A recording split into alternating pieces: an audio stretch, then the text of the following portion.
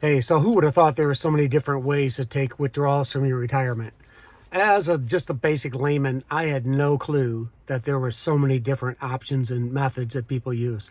And that's why I went hunting and pecking, because I was trying to find out, what are all these different methods I keep hearing about and seeing on YouTube. I wanted to do some research of my own and find out. So hopefully by sharing these videos with you, it's answering some of your questions and gives you a direction to follow. I'm not giving advice here. Let's always make that clear. I'm not a financial expert or a certified financial planner by any stretch. I'm just trying to use basic math and basic skill set and try to be good with my money. And I would expect everybody tries to do that, but that's really all I'm doing, is sharing my opinions and things that I find, so that maybe it'll give you a shortcut later. So the first one I want to talk about, excuse me, it's called a dollar plus inflation. So basically with this situation, this plan is that you take a percentage or a portion every year, and then every year you adjust that amount based on inflation. So we're going to use 4% because 4% is what a lot of these rules were originally based on, or these strategies. It was the 4% rule, and then you would just withdraw 4% every year, and that's what you would take. Well, with this basis, you would take your 4% and then you can change it according to inflation. So if inflation goes up next year by 2%, the following year you would take 6%. If it goes down, which it never goes down, but I suppose if it goes down, you could always adjust down again. But that's basically the idea of how it works. And what it does is this method ignores the market completely. So what could happen is that you could overspend in the years that the market is down, and you could underspend in the years that the market's up. So for instance, if your portfolio makes 10% and you only take 4, you could have afforded to take a little bit more to do something else if you wanted.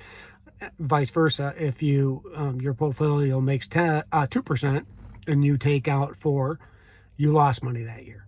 So that's the up and downs of those. But it's a great plan if you can keep your expenses level, meaning the same all the time. You don't necessarily change how much you spend every month. And I think everybody should have a good grasp on their budget when they retire anyway. That's one of the things I talk about a lot, is that people don't know their numbers. So know your numbers. That way you can know how much you can spend.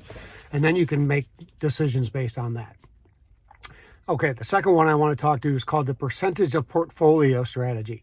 And that basically means it's a fixed amount that you take every year, but it's a percentage of the portfolio amount. So that could be 5%, 10%, whatever you feel comfortable taking based on how much money you have, I guess. Because if you have $5 million, you can take 10% and live on 500,000 and be fine. And maybe if you've got 5 million, you're probably pretty good at making that money work. So what that does do is it makes sure, by taking a fixed amount, that you don't run out of money, because that's the two things people want to make sure happens: that you never run out, and that it lasts all the way through your retirement completely, and that you never go without money that you need. You don't want to be broke in retirement. That would suck, right? To live month to month waiting for your check to come in because you don't have enough money to spend. So the downside of this is that it's always market driven, right? Because you could be short 1 month or 1 year on the down years, and then the next years when the market's up, your portfolio, your withdrawal will be bigger. So it's not very conducive if you're not good with your money month to month budget wise. But if you don't really care and you're okay with the volatility and being able to flip around, that's one thing. So this is a good method if you're good at adopting your budget based on your expenses for the day or the week, or if things are going to change month to month. This is probably a better plan for people that have a very low budget. So any amount of money is plenty. I don't know. If most of us aren't going to be in that situation. We want to make sure we got enough to do the things we want, but not overspend. All right, so the last one is called the fixed dollar method or strategy. And that means you're taking the same amount every year regardless. And then you reassess after a couple of years and see how you're doing. What's great about this is it's very predictable income. You can say, I'm going to take $12,000 every year. That gives me $1,000 a month, and then I add that $1,000 to my Social Security, and that's my budget, or whatever that amount is you end up taking. And then, at the end of the year, if it doesn't work, then you change the dollar amount. You don't change the percentage per se. You just change how much you're going to take out. So if $1,000 a month wasn't enough, then you may go to $1,200 a month, and you change the amount you withdraw to $15,000. I'm not doing the math very quickly in my head, but you get the idea. You just adjust by dollar amounts instead of percentages. And that does make it a lot simpler to work with, and it gives you a predictable income, and it leaves you open to inflation for household goods and the standard stuff, but it also gives you the ability to adapt and adjust. I think the strong point for most people, if you don't have this already, is that some people, when they make more money and have more money to spend, they spend more money. For me, if I have a good month and I have more money to spend, if I don't necessarily have to run out and spend it, I just put it in a savings account.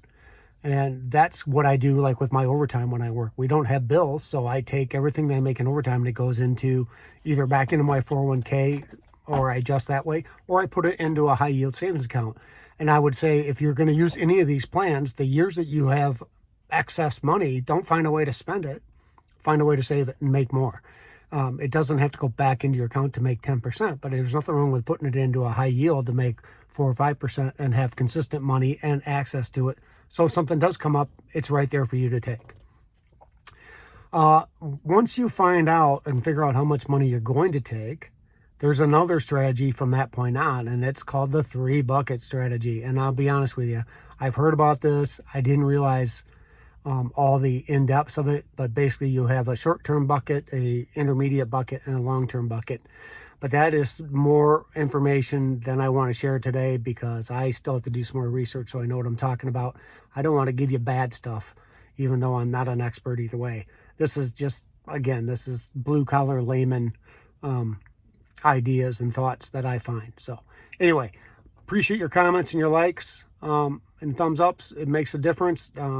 I appreciate if you share the video. Hopefully we're making common sense knowledge freely available to most. Trying to make it easier for you to find what you're looking for.